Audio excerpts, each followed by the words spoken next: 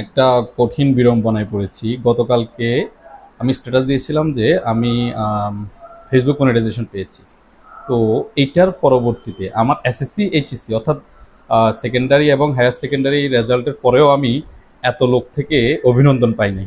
আরও মজার বিষয় হচ্ছে এত মানুষ আমার কাছে মিষ্টি খেতে চায় নাই। সো গতকালকে মনিটাইজেশন এই কথাটা শেয়ার করার পর আমার অফিস, আমার কাজিনস, রিলেটিভস থেকে শুরু করে যারা আছে আমার আশেপাশে, আমার বাসার আশেপাশের মানুষও দেখছে।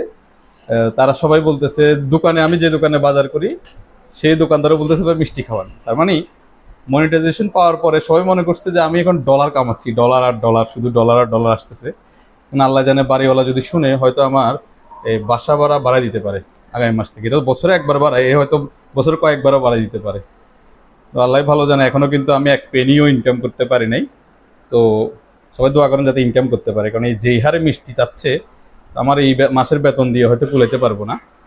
সামান্য বেতনের চাকরি করি, এখন যদি আবার ডলার ফেসবুক না দেয় আমি কিন্তু ধরা। সো সবার প্রতি অসংখ্য কৃতজ্ঞতা, যারা মিষ্টি খেতে চেয়েছেন অবশ্যই খাওয়াবো। আর আমার কলিগদের প্রতি স্পেশাল থ্যাঙ্কস, তারা আমাকে যেভাবে মানে অভিনন্দন জানিয়েছে, আমার তো মনে হয়েছে আমি এভারেস্টের চূড়ায় উপরে উঠে শুধু জয় করে আমি লাভ দিয়ে নিচে নেমে জীবিত ফিরে এসেছি, এরকম একটা কাজ করে ফেলেছি। ধন্যবাদ সবাইকে। আসসালামু আলাইকুম। জুম্মা মোবারক।